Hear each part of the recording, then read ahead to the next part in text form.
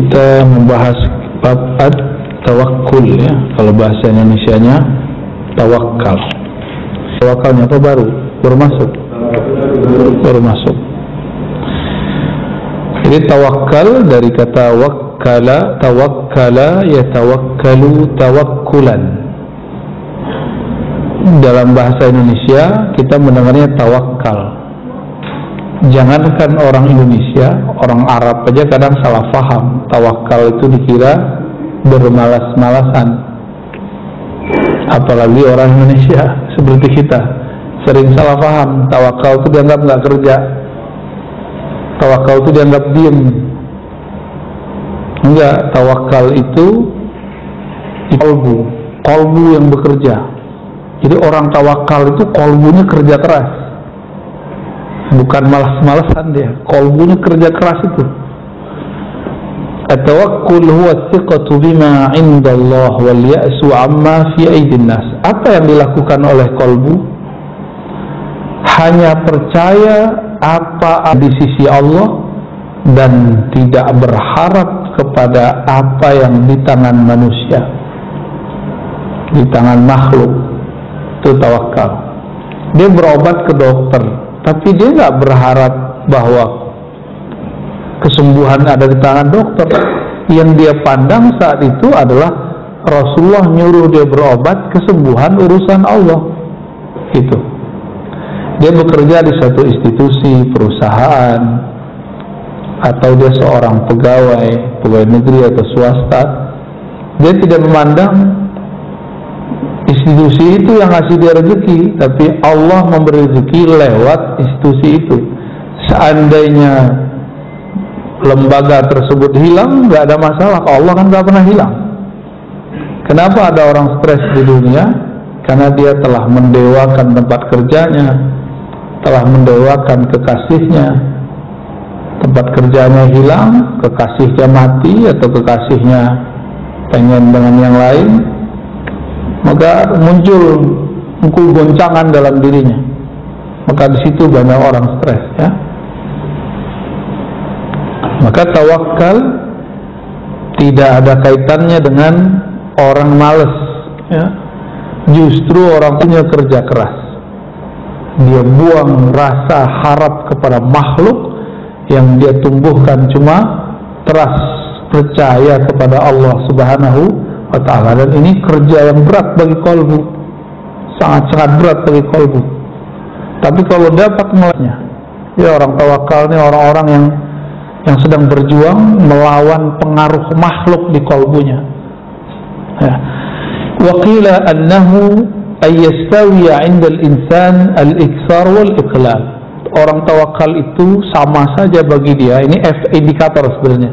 Jadi di kitab itu kalau ada misalnya kitab Risalah Kusyairiyah, kitab ini Hadaib, ada penjelasan yang berlebih mengenai satu kata.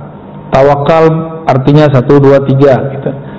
Biasanya yang pertama yang paling bagus, paling lengkap, yang kedua, ketiga itu indikator aja. Indikator orang tawakal apa saja? 1, ayyastawiya 'indal insan al-iksar wal iqlal. Bagi dia hartanya banyak, hartanya sedikit, kerjanya banyak, kerjanya sedikit, kolbunya tidak berubah. Kolbunya tetap bergantung hanya kepada Allah. Maka dia tidak bertambah yakin karena duitnya banyak, dia tidak berkurang yakinnya kalau duitnya sedikit.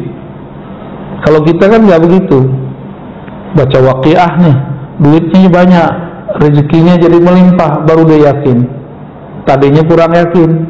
Jadi butuh pembuktian dulu. Ini kita kebanyakan. Maka iman kita ini belum masuk ke iman mutawakkilin. Orang-orang tawakal itu ada benefitnya, Bapak Ibu yang melakukan Allah. Dia nanti masuk surga tanpa hisab, tanpa azab. Orang hisab di sana, dihisabnya paling cuma 2 hari, tapi 2 hari akhirat. 1 hari di sana sama dengan 1000 tahun.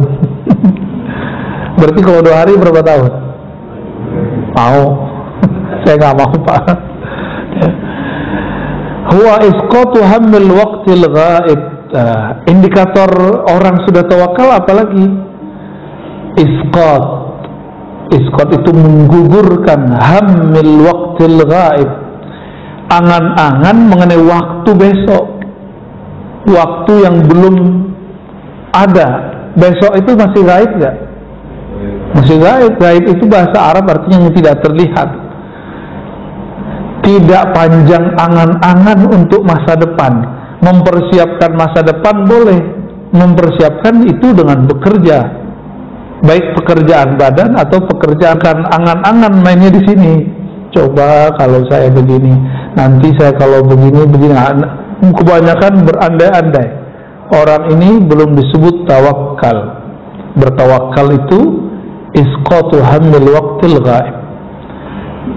Jadi kita nggak usah pikirin besok kejadiannya apa, jalani aja hidup hari ini, besok pasti beres. Ya, ntar kalau virus berikut datang lagi gimana? Ya sudah. Jika kita ridha mati syahid, jika kita berjuang dan selamat, ya insya Allah Allah gugurkan dosa-dosa kita.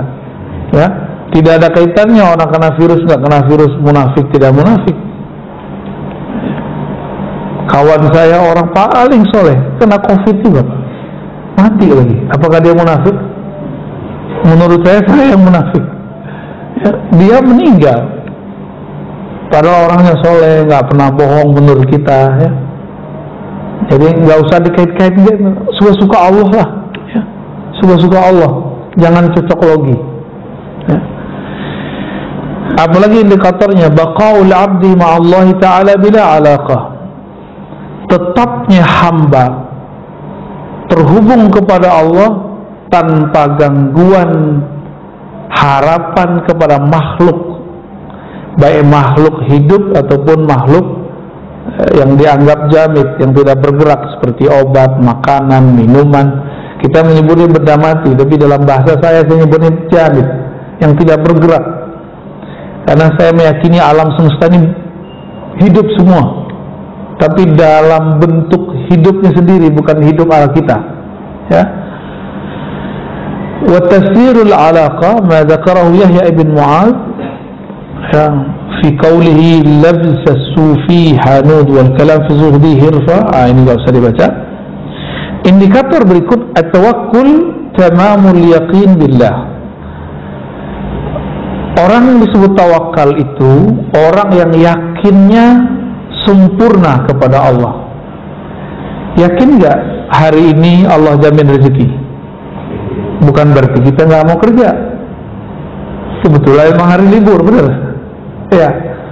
Besok yakin nggak Allah jamin rezeki?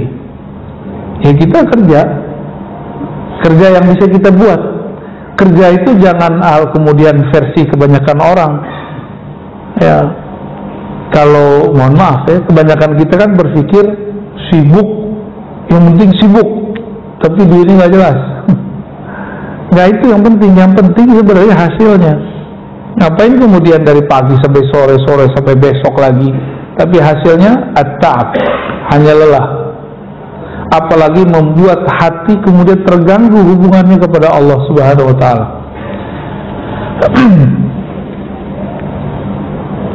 Yakin itu cara menumbuhkannya gimana? Kan banyak orang nanya, gimana cara numbuhin yakin? Mudah, husnudzan billah, berbaik sangkalah kepada Allah. Jadi kalau ada orang nanya lagi, gimana cara yakin? Caranya bukan dengan ceramah, caranya bukan dengan baca Quran, caranya bukan dengan zikir, bukan. Caranya menumbuhkan husnudzan dalam qalbu. Maka zikir husnuzon itu berat Pak, nembusnya. Jadi saya diajarkan guru-guru saya zikir nyebut nama Allah, tapi tumbuhkan rasa harap dan rasa berbaik sangka kepada Allah. Itu yang disebut husnuzon. Husnuzon itu nggak hanya ke makhluk, tapi juga kepada Khalik. Ya. Wasiqatu bima wa'ada min ar-rizq. Terhadap jaminan rezeki. والرضا بما جرى به قضاؤه وقدره فإذا تم اليقين بالله سمي توكلا. Lalu ridha terhadap ketentuannya. Bapak percaya kepada Allah, ibu percaya kepada Allah. Oke, udah ridha belum? Allah berkuasa nggak sekarang? Sebelum pandemi, saat pandemi, sekarang ini. Pandemi itu Allah yang buat gak? Yang ciptain gak? Allah juga yang ciptain. Semuanya Allah yang buat. Kita izin gak pandemi ini? Izin. Terus ridho gak? Ridho gak? Kayaknya susah ya. Karena kurang ridho, kuranglah yakin. Maka orang-orang yang yakin itu hidupnya penuh dengan keridhaan, kerelaan, lapang dadanya. Ya, fa idza tammal yaqin billah summiya tawakkulan. Kalau yakinnya sudah lengkap, pertama husnudzon, yang kedua percaya dengan janji jaminan Allah, yang ketiga ridha dengan ketentuan Allah. Ada tiga itu. Orang ini baru disebut bertawakal. Tawakkala yatawakkalu, menyerahkan urusan kepada Allah. Saya nih misalnya seorang direktur, misal saya nggak bisa datang, saya lagi mau umroh, saya serahkan kepada mungkin GM-nya, pakai surat misalnya, saya percayakan kepada dia. Kalau sudah dipercayakan, kita nggak ngerecokin lagi. Nah, ini nestapa anak-anak orang kaya, anak-anak pengusaha. Anaknya masih dianggap anak kecil padahal udah gede. Akhirnya ketika anaknya berusaha, direcokin terus sama bapaknya. Oh nggak begini diatur. Tapi dengan ala tahun waktu dia masih muda, padahal zaman sudah berubah.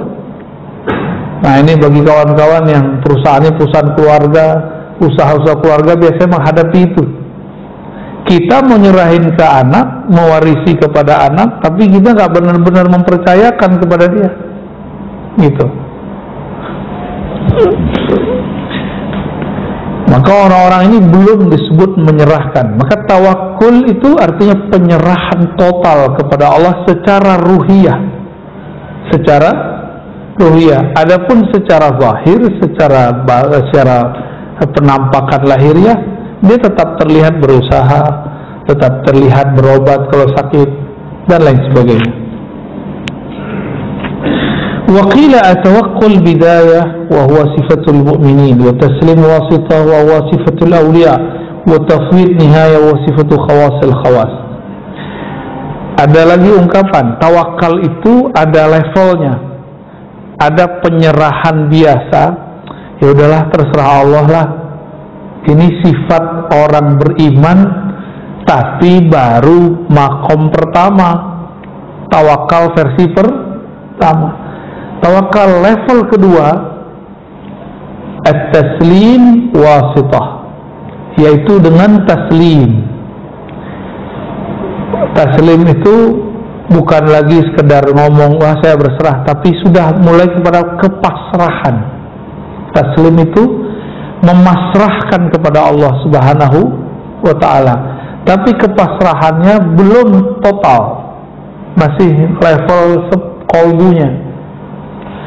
Tapi ini sudah wali, kebanyakan wali levelnya di sini. Makanya wali itu ada dua model, ada wali am, ada wali khas. Wali umum, ada wali khas, wali yang spesial. Inilah at-tafwid. Dia tidak hanya berserah dengan kolbunya, tapi sudah dengan ruhnya. Maka geraknya dia itu atas geraknya Allah Subhanahu wa ta'ala. Faqad madaha Allah ta'ala tawakkul wa hatta alayhi man yatawakkal Allah fa huwa hasbuh. Ya. Secara umum di surat At-Talaq kasusnya di situ perceraian. Tapi ayat ini bersifat umum. Siapa yang bertawakal kepada Allah fa huwa hasbuh, maka cukuplah itu baginya. Adakah yang lebih melebihi kalau sudah bersama Allah masih butuh yang lain enggak? Maka muncullah zikir dari bab tawakal. Allahul kafi. Gimana nafasnya? Allahul kafi, Rabbunal kafi, wajadnal kafi, qasadnal kafi. Gitu ya. Likullil kafi, kafanal kafi. Alhamdulillah. Itu intinya sama Pak. cukuplah Allah yang mencukupkanku. Nah, udah selesai dah. Kalau Allah yang mencukupkan kita, Allah sangat mengerti kebutuhan keperluan kita. Kalau makhluk yang mencukupkan, oleh karena itu ulama kita mengulang-ulang. Cuma sekarang cuma jadi, mohon maaf, hanya menjadi seni aja, seni tarhim sebelum sholat. Kapi, tahunya kawan kapi doang. Lama-lama diganti jadi kopi. Wajanal kopi, yang suka ngopi. Fa idza azamta fatawakkal 'ala Allah, innallaha yuhibbul mutawakkilin. Jika engkau berazam, bertekad melakukan sesuatu, maka berserahlah kepada Allah. Sesungguhnya Allah sangat suka kepada orang yang berserah diri. Jadi jika ingin menjadi kekasih Allah, jadilah orang yang tawakal. Gampang ya? Gampang dilafazkan. Sebenarnya gampang kalau pakai ruh, pakai kolbu. Sulit kalau pakai ini. Jadi kenapa banyak orang bilang ikhlas itu sulit? Karena pakai ini. Ridho itu sulit karena pakai ini. Cobalah sesekali berfikirnya tidak hanya dengan otak, berfikirnya harus dengan kolbu, lebih mudah. Berfikir dengan kolbu itu kecepatannya luar biasa, apalagi dengan ruh, dengan ruhani itu lebih cepat lagi. Wa qala an-nabiy sallallahu alaihi wasallam, at-tawakkul nisful ibadah wa du'a nisfuha. Ya. Hadis ini tidak sahih, saya enggak usah terjemahkan. Kita baca yang hasan, ya, yang sahih yang ini. Lau tawakkaltum Allah Ta'ala haqqa tawakkulihi, seandainya kamu bertawakal, berserah diri, pasrah kepada Allah, saya garis bawahi, di dalam qalbumu, bukan berarti dia malas-malasan. La razaqakum kama turzaqut tayru taghdu khimasan wa taruhu bitana.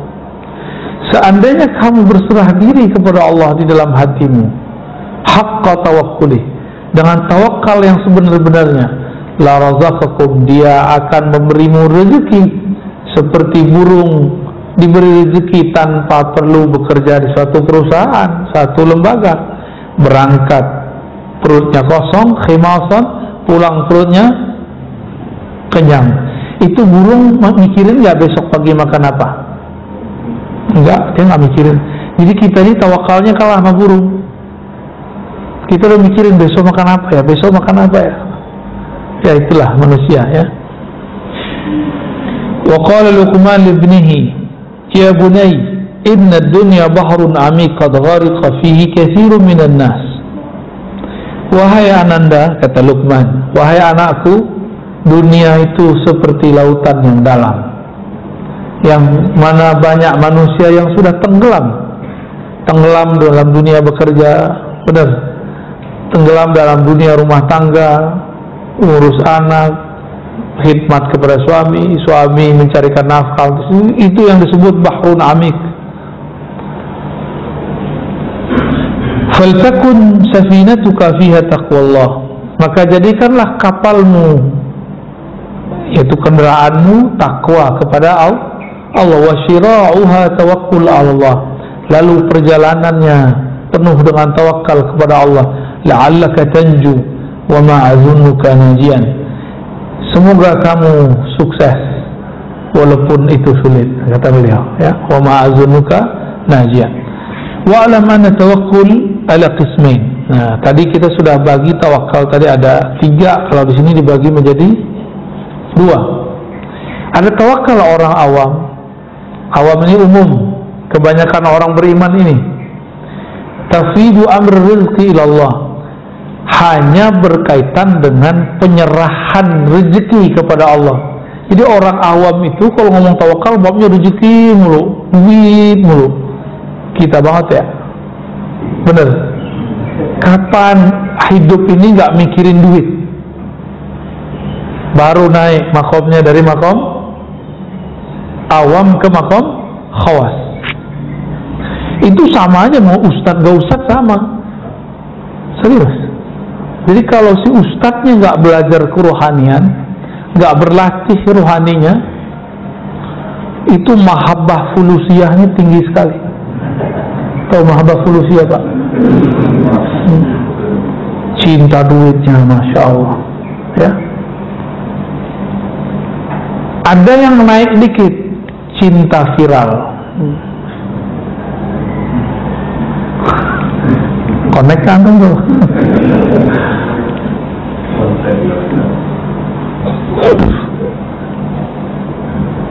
Orang kalau cinta viral itu gampang tersinggung, Pak. Gampang tersinggung sama yang ngundang. Jadi misalnya nih, pas datang masjidnya kok kecil, apa ini? Pergi lagi dia, tersinggungan. Atau fotonya digandeng dengan orang lain, tersinggung lagi. Itu kalau orang mahabbah al-firaliyah. Bahasa Arabnya mahabbatus syuhrah, cinta viral. Dan itu penyakit yang muncul di kalangan ahli-ahli dakwah, karena dia belum membenamkan egonya sebelum berdakwah. Kita wajib membakar dulu ego kita, kita benamin dulu sebelum kita berdakwah. Dakwahi dulu diri sendiri, baru dakwahi orang lain, ya, supaya nggak baperan. Banyak baperan, begitu banyak. Belum lagi dai yang merasa lapaknya diambil. Benar, Pak, serius. Jadi saya ketemu seorang ustadz, dikata-katain oleh ustadz senior. Si ustadz muda ini baru pulang dari luar negeri, dari pesantren. Majelisnya lumayan ramai. Dimarahi oleh ustadz senior. Kata yang senior, ente sowan dulu mana? Wah, enggak ya, bener. Izin dulu dong sama gua. Hah? Ini wilayah gua nih, ya. Kayak preman aja ya. Preman ustad. Membuka-buka majelis aja, lapor dulu sama kita. Masya Allah. Itu bukan 1-2 tempat, Pak. Banyak sekali. Tuh preman jadi ustad begitu, ya. Masih mending. Nah, ada lagi level lain. Bapak nih jurusan hukum fikih. Terus datanglah seseorang masih muda, dia juga bisa berbicara hukum, tapi jurusannya bukan jurusan hukum. Ternyata dia cuma tamatan pesantren. Kata orang yang jurusan hukum ini, kamu jangan ambil materi saya dong, itu kan materi saya yang kuliahnya hukum, kamu kan bukan. Saya aja ngajar, kamu gak usah. Wah, itu udah banyak, Pak, ya. Jangan ambil dong bagian saya, gitu. Nah, ini akibat tidak membenamkan egonya sebelum dakwah. Maka dalam kitab Ibnu Athaillah disebutkan udfun wujudaka fi ardil khumul. Benamkan dulu wujud sombong di ardil khumul, di tanah ketawaduan, itu maksudnya. Khumul itu nggak kelihatan sama orang, mastur, sehingga nanti sama aja rasanya, mau terkenal nggak terkenal sama, mau viral nggak viral sama. Karena dia kemudian bukan menjadi hamba syuhrah, hamba kemasyhuran. Dia bukan jadi hamba yang juga pengen sembunyi-sembunyi, enggak. Bagi dia sembunyi tidak sembunyi sama. Allah sama kan? Allah Tuhannya orang yang sembunyi dengan orang yang nggak sembunyi sama nggak? Maka wali itu nggak mesti diam-diam. Wali itu ada yang terkenal, cuma nggak banyak. Karena banyak orang pengen terkenal jadi wali, dia bukan wali. Wali murid sih ya. Nah, ini catatan saya terhadap diri saya sendiri dan dunia dakwah.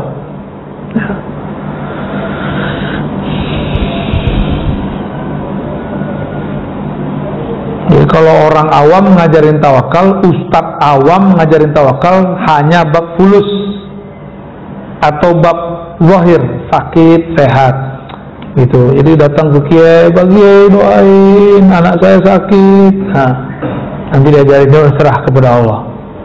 Jadi tawakalnya baru di level yang materi yang zahir, yang tampak.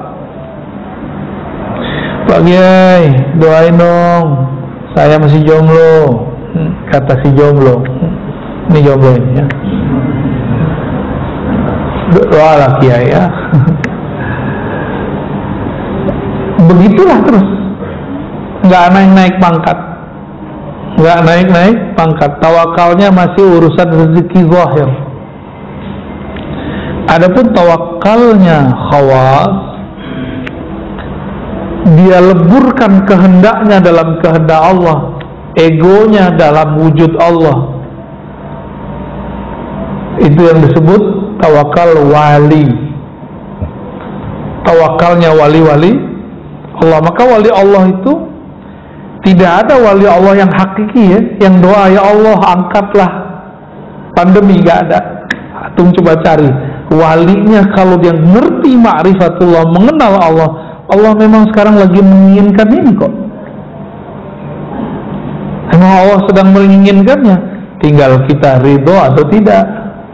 Tapi urusan adat udah masuk ke bab adab ya. Tafidul amri Allah fi kulli syai' hatta yabqa al-'abdu tahta ahkamil qada wal qadar. Si hamba lebur kudratnya, kekuatannya, iradahnya, kehendaknya dalam kudrah iradah Allah, dengan ilham dari Allah Subhanahu wa ta'ala. Orang ini nggak banyak wirid. Wirid itu untuk pemula. Tirakat itu bagi pemula. Kalau wali-wali Allah, dia sudah melewati masa-masa itu. Yang diperlukan bukan lagi wiridan zahir, tapi wiridan qalbu. Dan ini amal yang lebih mulia.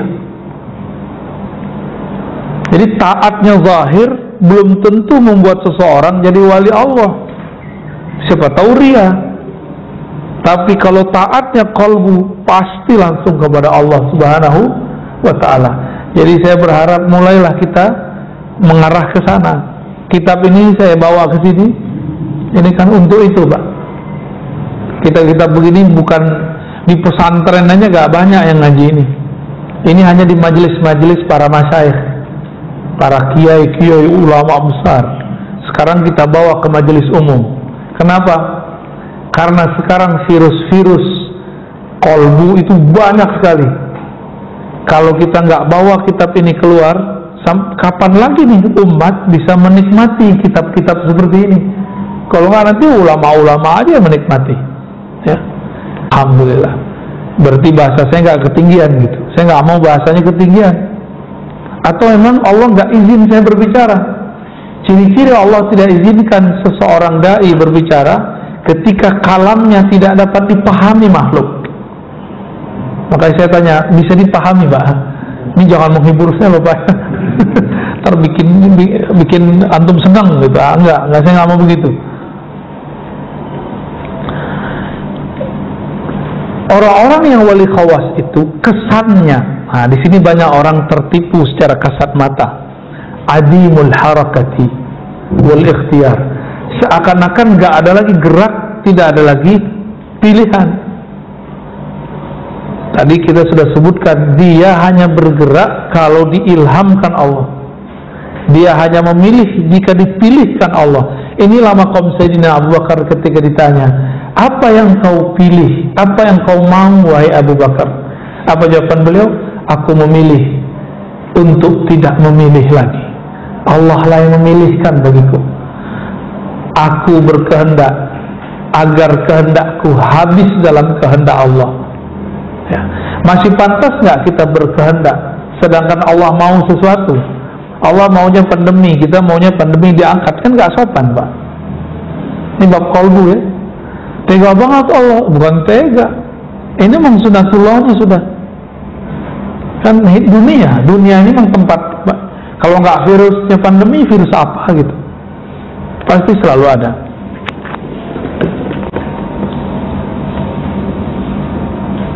Nah, maksudnya apa? Adamul harakati bil badan. Secara zahir tidak lihat dia kusak-kusuk orang tawakal itu. Jadi dia tenang. Wa adamul ikhtiyar bil qalb. dan tidak memilih itu di kolbunya. Jadi ada dua hal, ya, gerak pada badan, pilihan pada kolbu. Jadi mereka bukan lagi wali hamba-hamba Allah yang sibuk di badan dan kolbunya. Ini sudah masuk ke dalam ruhnya. Ya. Fa in waqa'a fi qalbihi al-harakah kana mutaharrikan billah. Ya. Jika masuk gerak dalam kolbunya, dia bergerak dengan gerak Allah. Jika diam, dia diam dengan ilham dari Allah Subhanahu wa ta'ala. Inilah yang ditunjukkan, dicontohkan oleh Asy-Syaikh Ibnu Syamsuddin, seorang ahli ma'rifatullah yang menjadi guru Muhammad Khan yang belakangan disebut Muhammad Al-Fatih. Muhammad Al-Fatih, Mehmet Khan gitu ya. Sultan Mehmet ini dia berambisi mau mengalahkan Rum pakai nafsu, tapi semua strategi dia kalah. Semua gurunya bilang tunggulah, tunggu isyaratnya keluar. Dia nggak mau. Gua mau sekarang. Yang sultan kan saya, kamu bukan sultan. Tapi karena beliau dapat isyarat, gurunya ini tetap bermunajat, mencari tempat di mana dia akan munajat. Dapat isyarat lah atau ilham dari Allah. Apa ilhamnya? Bahwa di sana, di suatu tempat di Istanbul itu ada satu makom, adalah makom sahabat Nabi, pewakaf masjid namanya Abu Ayyub Al-Ansari, yang sekarang disebut nama tempatnya Masjid Ayyubiyah. Masjid Ayyubiyah. Yang pernah ke sana paham kali maksud saya ya. Jadi Ibnu Syamsuddin, seorang mursyid, dia bilang tunggu, saya nunggu ilham. Biar gerak kita digerakkan Allah, bukan kita lagi yang bergerak dengan ego, tapi Allah lah yang menggerakkannya. Ya, sampai udah kalah berkali-kali, udah 5 kali strategi lebih barangkali. Muhammad Khan Sultan di saat itu marah, dia carilah gurunya. Itu di kemah kecil. Dalam kemah itu beliau sedang munajat, tapi Khan gak sabar. Dia ambil pedang yang tajam, dia kemudian bongkar tempat istirahat gurunya. Ternyata ketika dibongkar dia kaget, gurunya sedang sujud. Sujudnya panjang sekali. Melihat lagi sujud dia langsung diam, tapi masih gergetan. Guru gua kok sujud mulu kerjaannya. Kapan perangnya nih? Wah, kan banyak anak muda kan begitu ya. Pengajian mulu, kapan perangnya nih? Ini udah gatal mau jihad nih. Anak muda biasa. Emang dia kira jihad itu semudah itu?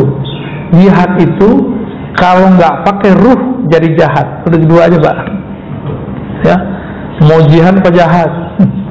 Kalau jihad dia harus dengan kemurnian rohani. Udah ada waktu sekitar 1 jam, baru naik kepalanya. Ternyata tempat sujudnya sudah basah. Baru turun isyaratnya. Beliau kemudian baca Assalamualaikum kiri kanan, kanan kiri.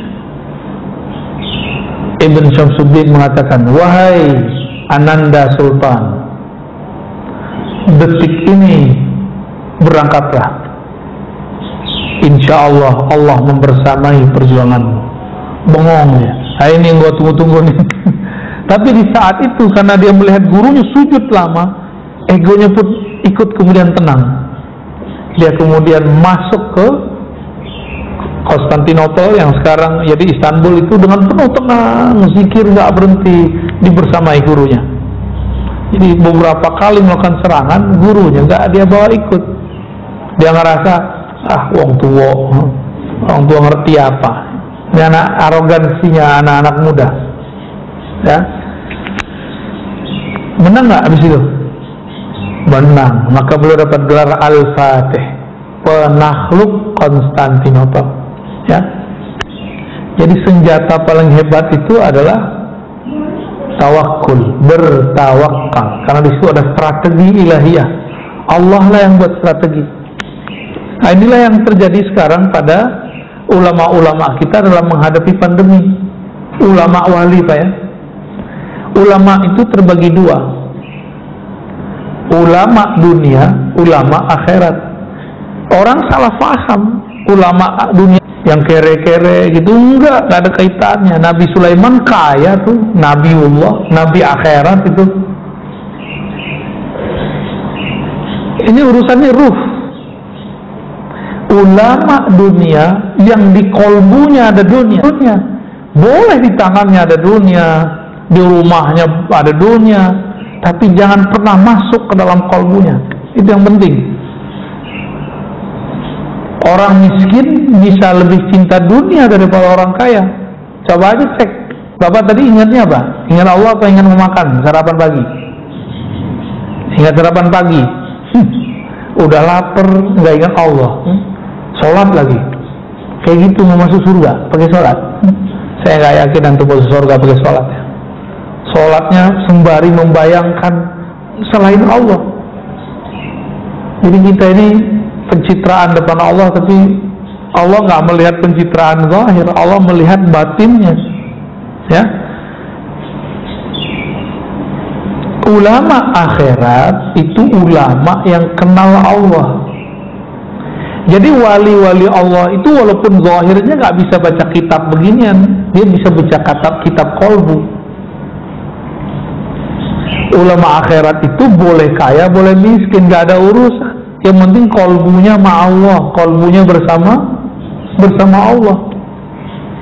Daripada udah miskin, kolbunya bersama dunia. Mending kaya, kolbunya bersama yang maha kaya, Allah subhanahu wa ta'ala. Jadi boleh nggak kiai punya rumah banyak? Kok boleh?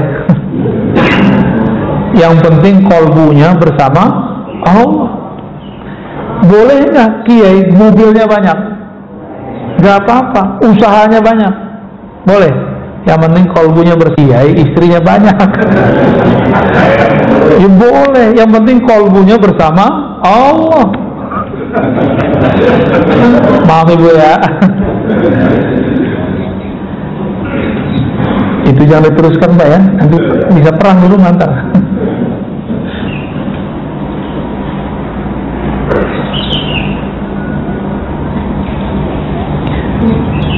Contoh tawakal kalau dalam kisah-kisah Quran, masih ingat Nabiullah Ibrahim? Masih ingat? Nabi Ibrahim waktu dilempar ke dalam api, siapa yang datang? Malaikat datang. Yang datang bukan malaikat biasa, yang datang pemimpin malaikat luar biasa, Sayyidina Jibril. Beliau menawarkan bantuan. Itu kalau Sayyidina Jibril ngeluarin sayapnya satu, Raja Namrud mau mengguyur hancur semua, cukup begini nih. Karena sayap dia itu luar biasa sekali. Tapi Sayyidina Ibrahim nggak mau, karena itu melanggar kode etik nubuat. Jadi nabi-nabi itu walaupun doanya mustajab, dia nggak boleh mengeluarkannya di dunia. Kata Rasulullah SAW, inni khaba'tu, aku menyembunyikan doa-doa mustajabku, nggak boleh sembarangan pakai. Untuk apa? Beliau sembunyikan untuk nanti, sekarang akhir zaman dan nanti di padang mahsyar. Coba kalau Nabi Muhammad pakai hak beliau seperti Nabi Nuh. Nabi Nuh dapat hak memberi syafaat nggak? Sampai Nabi Muhammad kasih izin baru dia dapat izin. Jadi Nabi Muhammad bilang, hai para nabi, aku izinkan kamu membantu umatmu, baru boleh bantu. Kalau nggak boleh bantu. Maka saat nabi-nabi itu membantu umatnya, itu bukanlah syafaat nabi tersebut, tapi syafaat baginda Rasul Sallallahu Alaihi Wasallam. Nabi Ibrahim Al-Khalil, beliau ketika ditawarkan oleh malaikat Jibril. Ini kalau antum ditawarkan malaikat Jibril gimana? Mau ya? Misalnya datang nih Jibril ngucapin salam, oh kayaknya girang banget ya. Padahal belum tentu Jibril kan? Saya tahu Mas Bril, saya tahu Azazil. Azazil pun mirip dengan Jibril, kalau dia nyamar tuh mirip sekali. Karena sayapnya jumlahnya hampir sama dulu dengan, bedanya sekarang udah patah gitu aja. Jumlahnya sama persis. Maka kehebatannya Azazil hampir sama dengan gurunya Jibril. Jadi itu guru gitu. Umat akhir zaman, Rasulullah nggak pernah menggunakan doa-doa yang dahsyat itu di saat beliau masih hidup. Ditahan-tahan terus. Doa itu adalah emosi yang bercampur keyakinan untuk menghancurkan musuh. Nah, itu yang terjadi pada zaman Nabi Nuh. Nabi Nuh emosi, yakin tumbuh, hancurlah kaumnya. Ya Allah, jika Engkau biarkan umatku hidup, mereka akan melahirkan orang-orang yang lebih rusak dari sekarang. Itu kata Nabi Nuh. Karena beliau bercampur keyakinannya dengan emosinya. Nabi Muhammad yakin emosinya terkendali. Umur cuma 63, tapi lebih dewasa dari Nabi Nuh yang 950 tahun. Maka yang paling berhak menjadi pewaris Rasulullah orang-orang yang mampu mengendalikan emosinya. Gimana? Kita masuk yang mana? Kayaknya saya aja nggak lolos, Pak. Emosi ini bukan emosi biasa. Ini emosi kita. Kita punya kekuatan untuk menghancurkan dia, tapi kita nggak hancurkan. Nah, itu dia. Pernah nggak punya kesempatan mau menghancurkan orang, tapi kita nggak lakukan? Nah, berarti antum dimensi rohaninya sudah mulai bagus. Itu cuma umat Nabi Muhammad yang bisa begitu. Umat terdahulu hampir semuanya nggak ada. Nabinya aja nggak ada yang sabar kok. Jadi sesabar-sabarnya Nabi terdahulu, itu jauh lebih sabar Nabi kita Muhammad Sallallahu Alaihi Wasallam.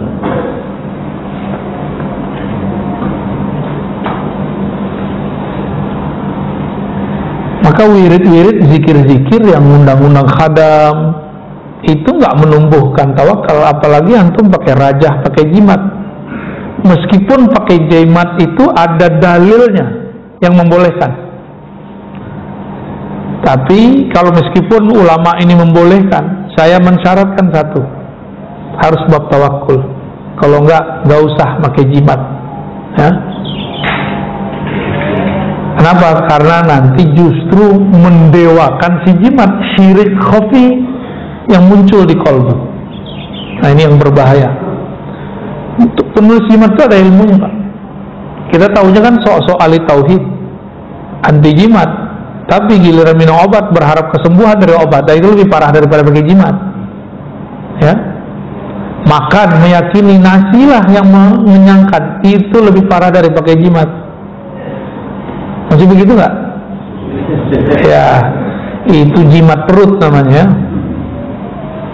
Ini banyak orang sok-sok ahli tauhid, kalau ketemu jimat dibakar-bakarin. Tapi ya salah, dia kalau makan dia bergantung kepada nasi, bukan kepada Allah yang menciptakannya.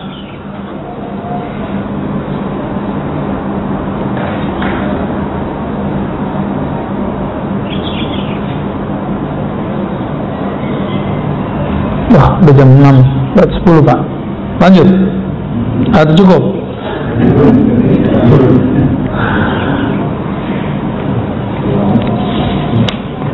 Jadi beda tawakal orang awam dengan wali. Orang awam tawakalnya urusan fulus, rezeki, jodoh. Begitulah terus. Hidup ini muter bolak-balik.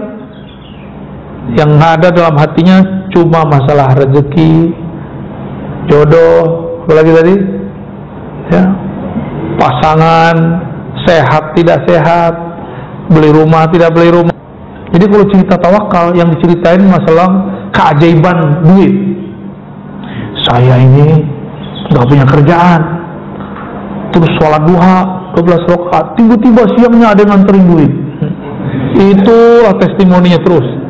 Ya, saya di dalam dompet cuma ada duit 20.000, celengan lewat, saya kasih aja, hati berkecamuk, sorenya dapat duit 2 juta.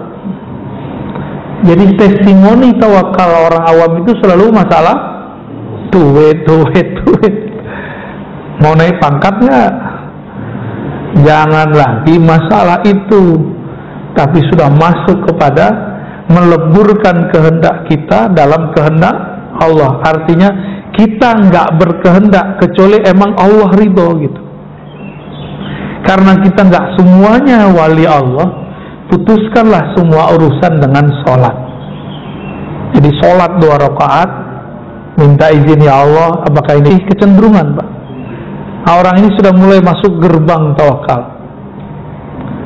Itu maksud Nabi, idza hamma ahadukum, kalau kamu punya hajat, punya kehendak, maka baguskan wudu'mu, falyusalli rakaatain, sholat 2 rakaat, lalu doa minta jodoh itu, atau doa minta suatu masalah diselesaikan. Itu orang sudah masuk gerbang tawakal awal. Dia mengatakan, ya Allah, jika kerjaan ini baik maka mudahkan, jika tidak tolong jauhkan. Kalau itu gampang, Pak. Yang paling susah itu ini, masalah jodoh. Jodohnya dia udah senang duluan, terus ngomong, ya Allah, jika dia baik percepat ya Allah. Nah, kalau itu ngomong tuh, jika dia kurang baik, nah itu kayaknya susah membacanya. Benar nggak? Jika dia kurang baik, ya Allah, tolong jauhkan. Itu kayaknya susah dilafazkan.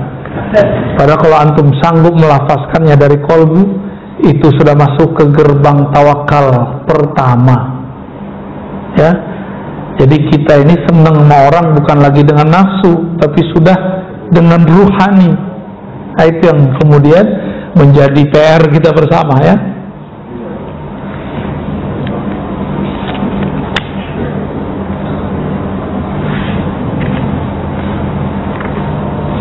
Udahlah ya, kebanyakan. Gimana?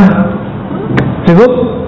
Baik, Ustaz, kalau saya kajian ini pagi ini ada banyak pertanyaan sebenarnya. Coba dong. Ya,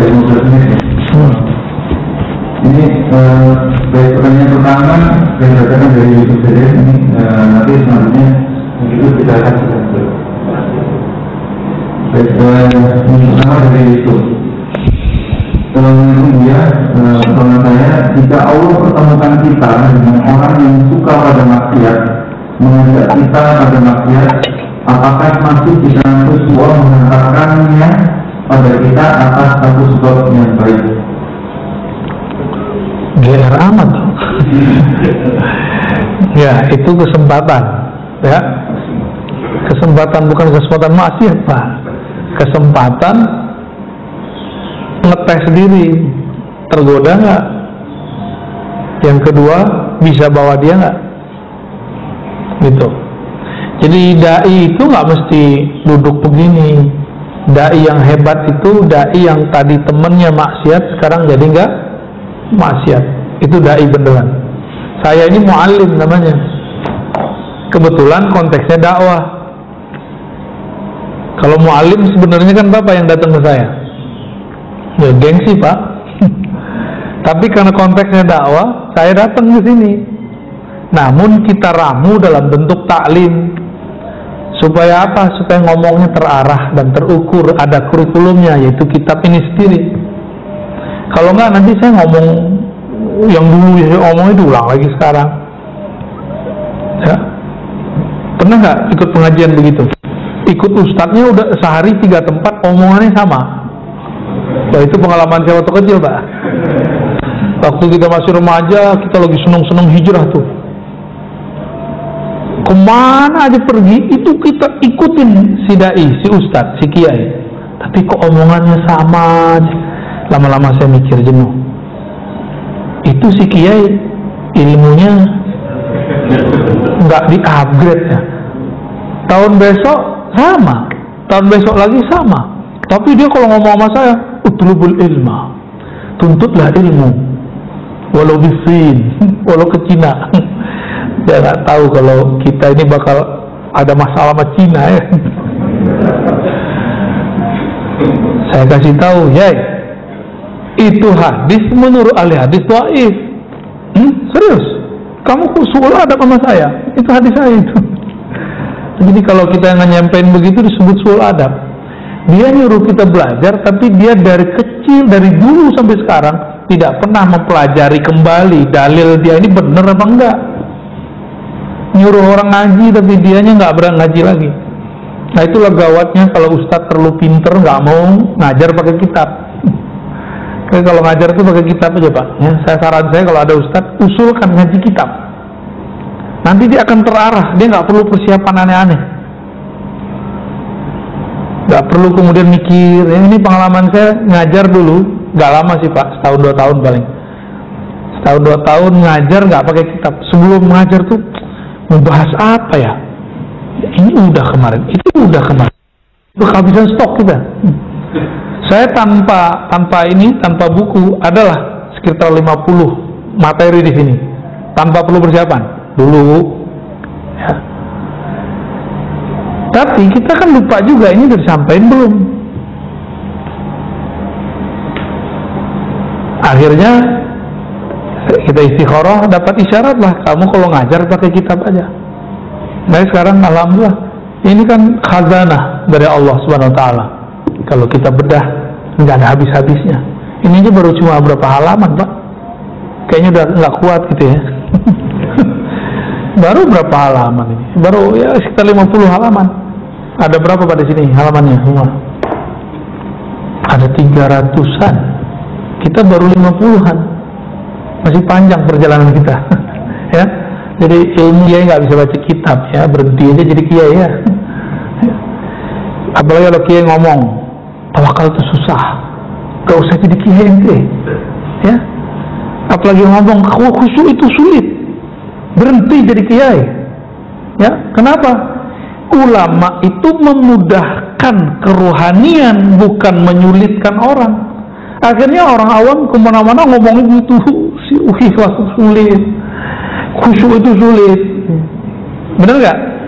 Tuh kan kantong korban semua kan. Mau lama-lama begitu? Jangan. Kapan naik rohani kita? Kapan naik rohani kita? Harus naik Pak. Ini zaman sudah begini, masa kita masih ngaji versi Ma'rifat tahun 90-an? Harus di-upgrade ma'rifatnya ya. Kira-kira begitu Pak ya. Mohon maaf, ini sebenarnya saya ngata-ngatain diri saya sendiri. Dulu kan kita ngomong begitu, ikhlas sulit, khusyuk sulit, itu saya ngomong Pak, bukan ustadz yang lain. Saya ngomong ke dalam diri sendiri, kamu kalau begitu berhenti jadi ustadz. Akhirnya kita berguru. Benar, saya berhenti jadi ustadz, saya berguru dulu. Berbulan-bulan kita latihan rohani, latihan belajar, dan baru kasih, oh ini yang disebut tawakal, oh ini yang disebut khusyuk. Itu maksud berhenti itu. Ya kalau jadi ustadz terus kapan dia jadi muridnya? Ya, kira-kira gitu Pak ya. Jadi kalau tadi dia punya kesempatan, orang maksiat, jadi maksiat itu nggak akan berefek kecuali ada kesempatan. Mampukah dia menolak? Yang kedua, mampukah dia narik kawannya? Wallahu a'lam bishawab ya. Apa nih? Masih ono? Pertanyaan dari jemaah yang ada terima. Oke, ini sudah disortir ya. Bagaimana caranya mengajak orang-orang terdekat kita seperti istri, anak untuk tawakal kepada Allah? Ajarkan anak-anak dan istri berbaik sangka kepada Allah, husnuzon kepada Allah. Cuma itu caranya, nggak ada lagi. Husnuzon itu di sini atau di sini? Kalau hitung-hitungan ini Pak, istri akan cemburu kepada suaminya kalau suaminya kirim duit untuk keluarganya. Pernah digituin nggak? Mas, kita nih butuh, kebutuhannya banyak, jangan kirim-kirim mulu. Pernah gitu nggak? Wah, itu istrinya harus ngaji tawakal ya. Yang ketawa tuh ya, yang lain kayaknya masih malu ngaku. Jadi tahapannya belajar berbaik sangka kepada Allah. Itu cara tawakal, nggak ada lagi. Cuma itu jalur pintas. Kalau teori-teori udah banyak. Teori, coba hari ini belajar berbaik sangka kepada Allah Subhanahu wa Ta'ala. Apa kaitannya dengan ikhtiar, tawakal dan ikhlas? Wah, memborong ya. Ikhtiar itu pilihan di dalam ini. Kolbu kita cenderung memilih apa, itu namanya ikhtiar. Jadi selama ini nyebut ikhtiar nggak ngerti maksudnya. Saya lagi ikhtiar nih, ternyata yang dimaksud ikhtiar itu usaha. Ikhtiar bahasa Arab dari kata ikhtara, yakhtaru ikhtiaran, artinya pilihan kolbu. Pilihan kolbu itu ikhtiar ya, yang bahasa Arab loh, bukan bahasa Indonesia. Kolbu, dia mengatakan wajjahtu wajhiya lilladzi fataras samawati wal ardh. Kolbuku aku hadapkan kepada Allah. Kalau menghadap kepada Allah, maka apa yang Allah lakukan, yang Allah pilihkan, itu yang kita pilih. Kita ini punya kolbu. Kolbu itu sebenarnya cerminnya Allah. Allah mandang ke situ, Pak. Coba lihat, kalau kita di depan cermin, tangannya gerak, di dalamnya gerak. Nah, kita ini dijadiin cermin. Sudahkah kita mengikuti cerminan kolbu itu? Jika sudah, baru disebut tawakal. Ya, jadi nggak ngelawan. Kapan gelisah muncul? Jika Allah menginginkan sesuatu, memilihkan sesuatu, lalu kita memilih yang di lain, yang di luar itu. Itu hubungan ikhtiar dan tawakal. Ikhlas, kalau ikhlas bab lainnya nanti ada pembahasan khusus di sini. Insya Allah. Kenapa nggak diterusin mahabbah, khusyuk gitu ya sekalian? Bagaimana caranya zikir agar masuk ke dalam kolbu? Ya harus punya mursyid, punya guru. Orang mau baca tulisan aja ada guru TK, guru SD. Kita ini kurang adil ke dalam diri. Giliran untuk membaca yang tertulis pakai guru, untuk membaca zikir yang di dalam kolbu nggak mau berguru, nggak adil. Ini ketidakadilan manusia. Ya, saya bisa sendiri, baca kitab sendiri, baca buku sendiri, gitu. Banyak yang ngomong begitu sama kita. Ya sudah, jalani aja sendiri. Akhirnya udah belajar baca kitab macam-macam. Ini banyak kiai padahal kolbunya kering karena tidak pernah belajar zikir kepada ahli kolbu. Cukup ya, barangkali udah mau 6:30. Semoga kajian ini diridhoi oleh Allah dan Allah memberikan anugerah ilmu tawakal dan amalnya untuk kita semua ya. Dan Allah berkahi negeri ini. Karena alhamdulillah negeri kita masih diizinkan Allah untuk bikin kajian ya.